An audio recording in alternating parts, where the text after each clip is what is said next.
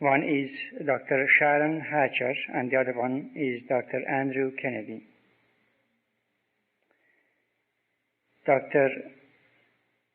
Hatcher, Sharon, she was born in Switzerland, and she grew up in Quebec City, where her parents have been living for years as pioneers. She received her degree of MD from the University of Ottawa in 1984, and she is presently completing her residency training in family medicine at McGill University St. Mary Hospital in Montreal. She is not only a very dynamic person as a physician, but she is also a really precious soul, a beautiful Baha'i teacher.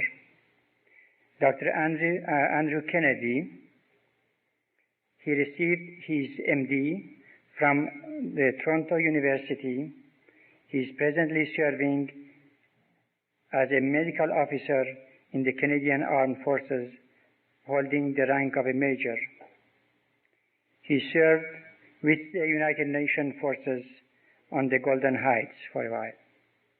He is currently living in Chicoutimi, and he is another soul which I always appreciated, his courage, his dynamism in teaching the cause as well as working in his field of medicine. I would like to ask both of them to come forward and present their paper, which will be on the subject of Baha'i Youth and Sexuality, a Personal Professional View. Let's welcome this day.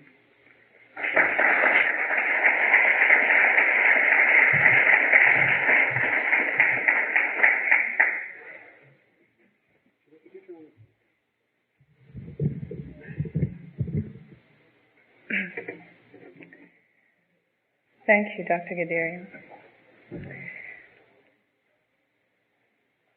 The Baha'i faith is emerging from obscurity, and youth are in the vanguard of this transformation. As this process accelerates, Baha'is will increasingly be called upon to justify the position of the Baha'i faith on all matters, including sexuality. Drawing on some recent data on current attitudes among teenagers towards sexuality, we will examine the role of Baha'i youth with respect to sexuality in the light of Baha'i teachings. We will also offer some practical strategies for dealing with these issues on a day-to-day basis.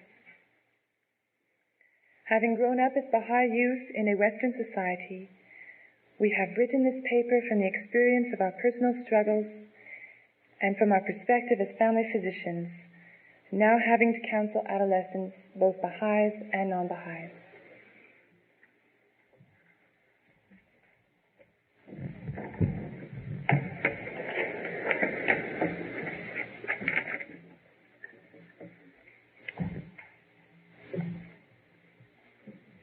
To begin with, it might be helpful to have to look at some recent data concerning some attitudes to more or less set the scene, as it were. Bibi and Postersky have recently published the results of a survey done in 1984 of 3,600 teenagers from 150 schools across Canada, aged 15 to 19, and have published their results in this book, The Emerging Generation, an Inside Look at Canada's Teenagers. The book itself could be a topic for presentation. It makes extremely interesting reading. The area of sexuality is particularly apt for this presentation. In the study, they asked the question, if two people on a date like each other, is it all right for them to, and the results are shown in this slide right here. The slide says if two people are on a date like each other, but I think the statistics are the same for two people. I'm not exactly sure. I'll bring you to the end here. If two people on a date like each other, is it all right for them to have sexual relations? 11% said yes on a first date. And another 42%, for a total of more than half of Canada's teenagers, feel that intercourse is appropriate after a few dates. Now, a further survey determined that 80% of Canadian youth are of the opinion that premarital sex is all right when two people love each other. And a further 50% feeling that relations are also acceptable within a few dates, if the individuals like each other. These are not uniquely Canadian results. Correlated with other studies, that it has been shown that this is North American-wide, and that 50% of 15 to 19-year-olds have premarital intercourse, with a range running from about 33% for 15-year-olds to 67% for 19-year-olds. It sort of begs the question to say that some of these current attitudes would come into conflict with some of the Baha'i teachings in sexuality. But the important point is that Baha'is are not immune to these forces in our societies around them. Okay, we all, young or old, will be touched in some way by these forces. Even some of us, as far as having outrightly adopted these attitudes. And this is a problem that is presented to us.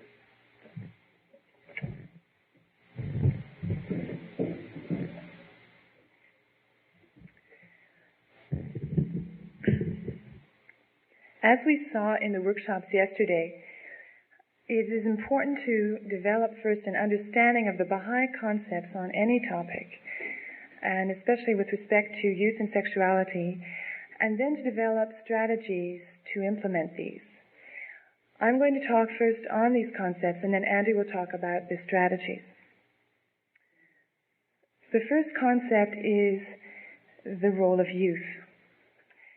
Assuredly, one function of the mission of Baha'u'llah is to provide the spiritual power and guidance for the creation of a new race of men from all strata of society, including all ages.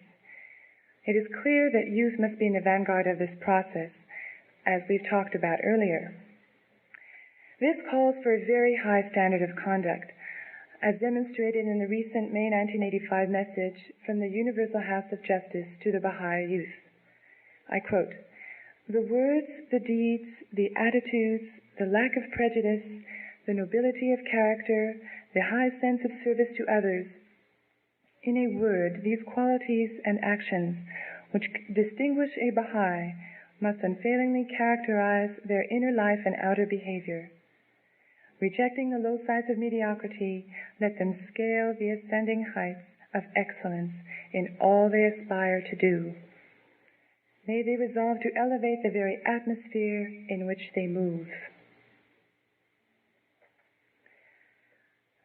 If we look at the writings of the Guardian, we can see several reasons why youth must be in the vanguard of this transformation, the creation of a new race of men. One, the Guardian says that for a movement to be, quote, intensely alive, sound to its very core, and its destinies in safekeeping, the youth must be found to be putting its fundamental principles into action with enthusiasm and devotion. Shoghi Effendi says that if the youth are not distinguished for their high conduct, they cannot expect other young people to take the cause very seriously. Youth also demonstrate a quality of being pliable, less attached to outdated concepts and traditions, and more open to change. The final and most important point is that the youth of this generation will, before the end of this century, stand at the helm of the cause at a time when mankind will see the establishment of the lesser peace. And this the House of Justice has clearly stated. Succinctly, Baha'i youth have been appointed as the vanguard in the establishment of the New World Order, and the character transformation required to perform this task successfully, quote, can tolerate no compromise with the theories, the standards, the habits, and the excesses of a decadent age. The issue for Baha'i youth is not how to deal with peer pressure, but to realize that they are the peer pressure. Now, this standard of conduct can seem overwhelming to an individual. But, of course, if we turn to the writings of the Baha'i faith, we also find the process of spiritual growth involving laws and principles that will help us to become what we are seeking to become.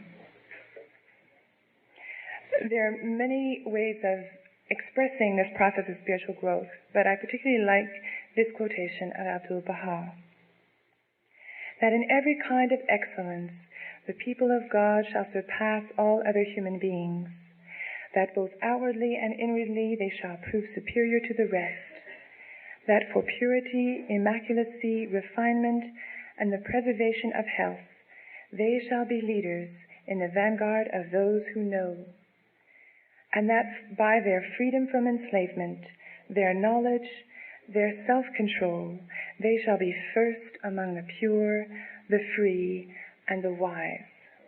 Now what's interesting is that the House of Justice has quoted this last sentence in messages addressed specifically to the youth. I'd like to focus a little bit on the three elements that are mentioned.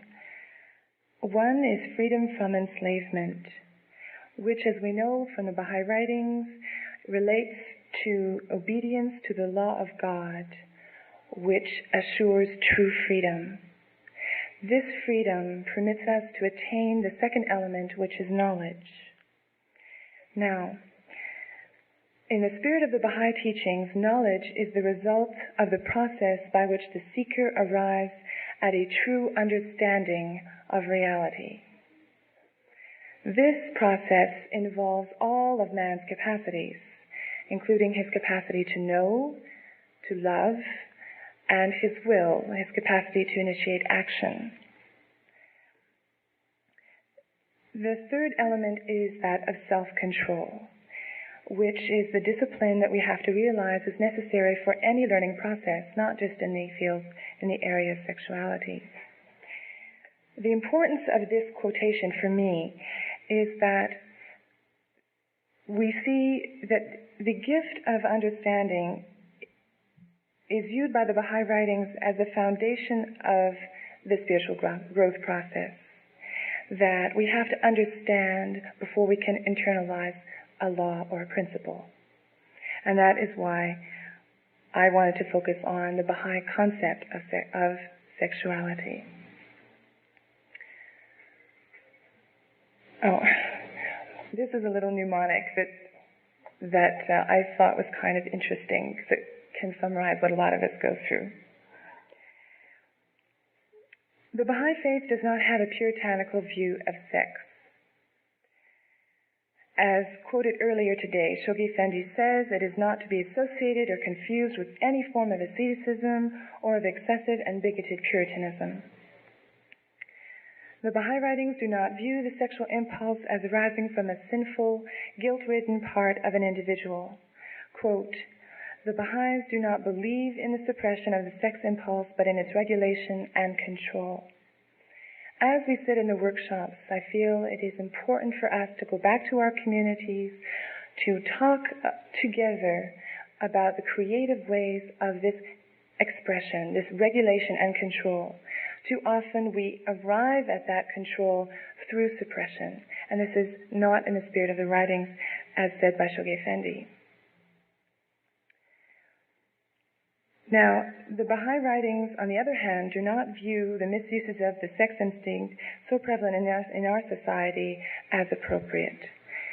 Often among the youth, sex is used unconsciously not only as a means for physical gratification, but as a vehicle to obtain secondary gains, such as friendship, love, self-confidence, and acceptance, so desperately needed during adolescence.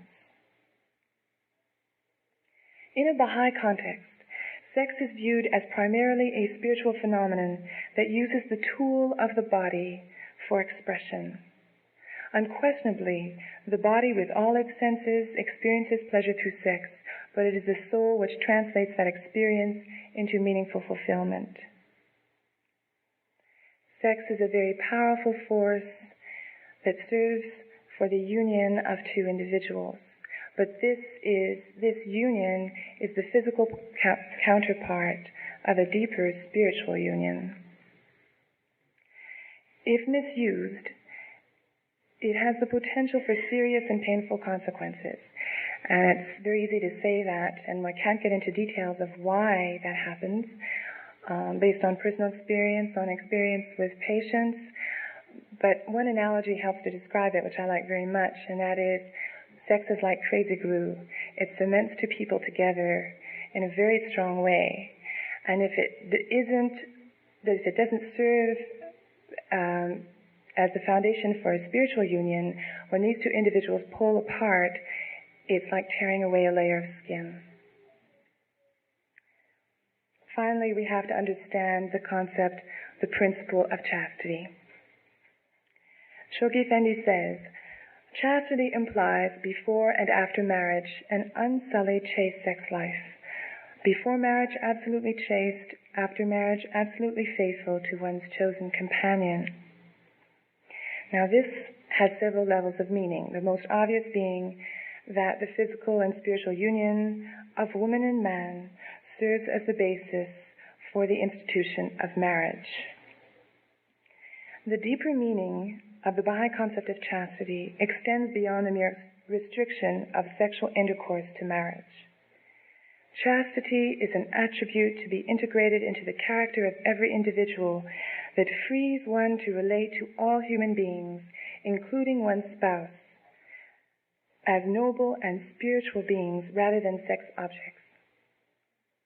It endows us with internal controls that enable us to form connections between hearts and, quote, to establish bonds of comradeship and love which are eternal and founded on the spiritual life of man, not on his physical life.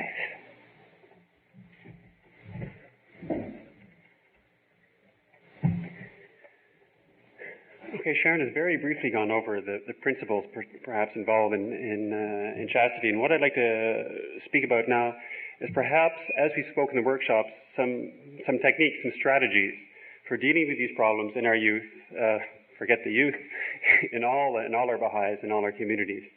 By necessity, this is going to be very brief and superficial. Some practical points. Point number one, okay? Don't assume, okay? All of us have been, okay, are or will be adolescents. Okay? And the great danger is assuming that everyone else's adolescence was like ours. Or in making broad general principles about what adolescents go through and trying to generalize. Okay? Adolescence is never traversed in the abstract. It is an experience in the most personal terms and is an exquisitely idiosyncratic journey. Okay? If you don't pay attention to the particular needs of an individual, you can be left standing out in left field when the play isn't right. Okay.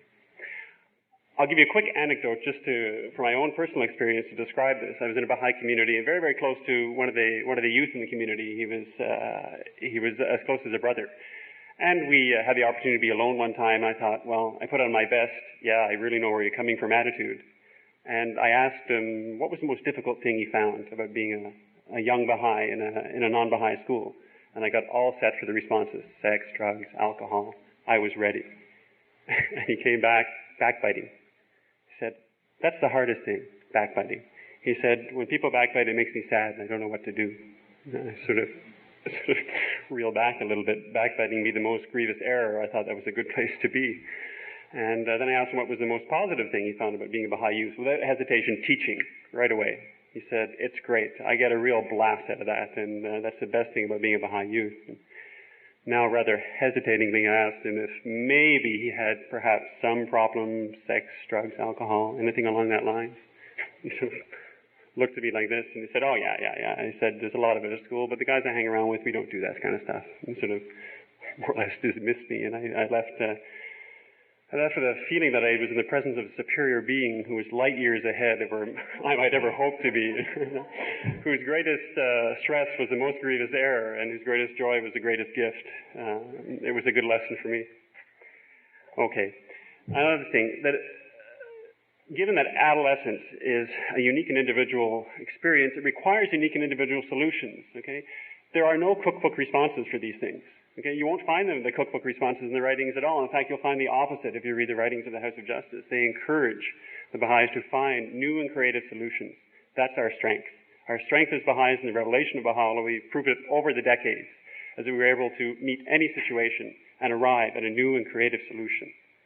Don't be afraid about that. Another thing to be mentioned in the assumptions are the assumptions about adolescence itself. When you read any of the stuff that's written about adolescence, you get the impression that all adolescents are mentally deranged, that it's such a stormy, testy period, and there's no guarantee of arrival at the safe port of adulthood. If you look at the Baha'i writings on the subject, it's exactly opposite. The Baha'i writings on the subject emphasize the positive aspects of adolescence, not the negative ones. And this is an important thing to remember, okay, that the various authors can wax quite melodramatic about adolescence. Second point, spiritualize, spiritualize, spiritualize. Okay. This is the cornerstone. Spiritualization of one's life with daily prayer and deepening is the cornerstone of overcoming any problem. And the problems of adolescence are no exception.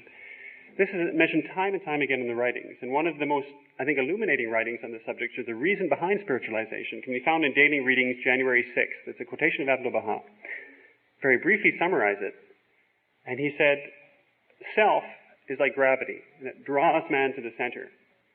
And man, in attempting to escape self, without a process of spiritualization, after escaping the clutches of one of these, one problem he's trying to deal with, will automatically fall into the clutches of another.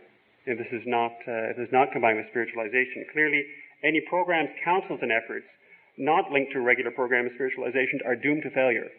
Point final. Okay? Even success in overcoming a particular weakness or fault, if not linked to a process of spiritualization, risks leaving an egotistical and undesirable rigidity and pride in its wake, rather than a wisdom, compassion, and a flexibility very much needed. It's very important how you get there, not just when you arrive. Point 3, it's all in your perspective. A little visual image to show you perspectives. When you're struggling with a problem with sexuality, okay, your self-perspective can become very distorted. Guilt and shame can lead to depression and despair, and you end up spiraling down with extremely negative self-images. This has no place in the Baha'i faith, none whatsoever. It's completely opposite to what the Baha'i faith teaches. The Baha'i faith teaches that we are noble. The spiritualization process in this point, when you're in the midst of the struggle, should be directed towards strengthening that concept of nobility. The trials and struggles should be expected as a result of the spiritualization of this nobility trying to express itself. It shouldn't be a source for negativity. In dealing with these things, it's sometimes good to focus on the gentle writings, those that encourage the individual rather than chastise. So when you're in the midst of the struggle, it's much more encouraging to be dressed as, "Oh, my friend, oh, companion of my throne," or banished and faithful friend, rather than, "O weed that springeth out of dust," or "Ye that is lying as dead on a couch of heedlessness." These are not very encouraging writings sometimes. Okay, the second thing that needs to be mentioned in perspective, okay, is gaining a proper perspective of the problem. Overzealous efforts to combat personal problems in one's life is trying to get rid of a beach ball by forcing it underwater. The more you push, the more you force, the more you try, okay, the worse it gets. And until you come to a point where inordinate amounts of energy are spent tackling something that in the initial point was just very, very minor. Okay, clearly there's an appropriate amount of energy to be devoted to surmounting any problem and keeping it in a proper perspective. The trick is finding what that appropriate energy is and applying it. Point 4. As Abdul Baha said, little by little, day by day. Okay, it's perseverance that counts. Okay. Purity of thought and motive are not, for the most part, acquired characteristics. They're developed. Okay. Victory is often achieved over the long term, okay, months and years. And the final victory is on a battleground littered with defeats and setbacks. But the defeats and setbacks are as important as a part of the process as the victories.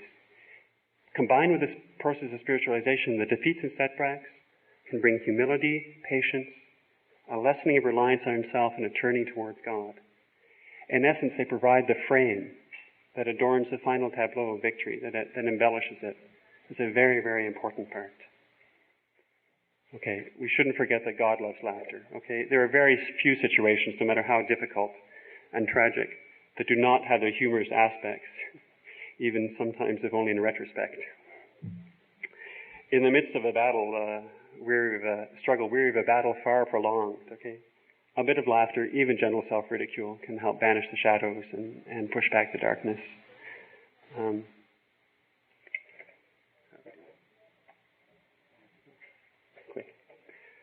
Number 6, don't forget there's strength in numbers. Another little visual image to help you. Okay, returning first to the first reference of the paper. Okay, when the youth were questioned about what things were important to them, number 1 and 2 were friendship and being loved, rated as very important by 91 and 87% of all those questioned. Freedom, success, excitement, recognition, being popular, all rated secondary. Adolescence in a Western society represents often the first step in leaving the nest. Okay? The time the adolescent forges those emotional bonds outside his immediate home. It's a very, very precious time. Those bonds forged between Baha'is, particularly between active Baha'i youth. Okay, I'm sure we can have the testimony of anyone who grew up here as an active Baha'i youth. Okay, there were bonds that were formed at that time which span the distance of time and separation, which are a source of love and strength and encouragement, okay, for years and years and possibly even into the next world. It's a very important time, and communities should pay particular attention to really extend the hand of friendship towards their youth and involve them in meaningful ways in the community, not just you can take care of the kids at feast because no one else wants to. It's that take note. Last point, don't be afraid to ask for help. I think whoever made the slide was maybe afraid of making the slide. Don't be afraid to ask for help. Okay. Occasionally, this is a very serious point, occasionally some of the problems of sexuality in adolescence will assume rather more serious dimensions because of the nature of the problem itself or the way it was handled. Something like homosexuality would fall into this. Okay. Professional resources should be used. Baha'u'llah says to turn to competent physicians in the writings whenever you are ill. It's often a challenge finding, first of all, professionals sympathetic to the Baha'i point of view and then convincing the professional of the individual's desire to change. It can be a really long and rocky road. But it shouldn't be seen as an insurmountable obstacle. Okay? A little patience and perseverance are usually in order.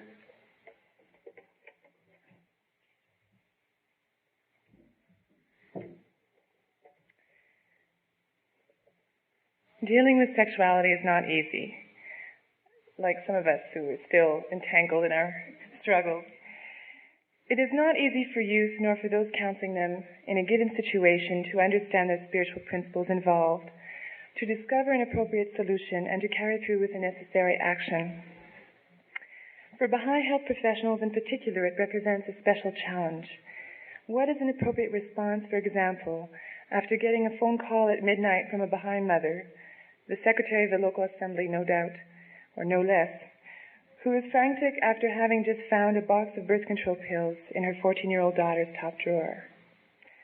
Or conversely, what is appropriate advice to give to the teenager who arrives in the office having already decided to embark on premarital sex? To what degree is it desirable, permissible, or necessary to allow one's principles and beliefs to direct the behavior of those who may not share them? Whatever the situation, with patients both Baha'i and non-Baha'i, it is imperative that the Baha'i health professionals, or for that matter, all Baha'is, have credible explanations for their points of view and practical ways to apply them. This is only possible when one has deepened and clarified beforehand one's understanding of the Baha'i concepts involved. We hope that this paper has contributed in some way to the process. Thank you.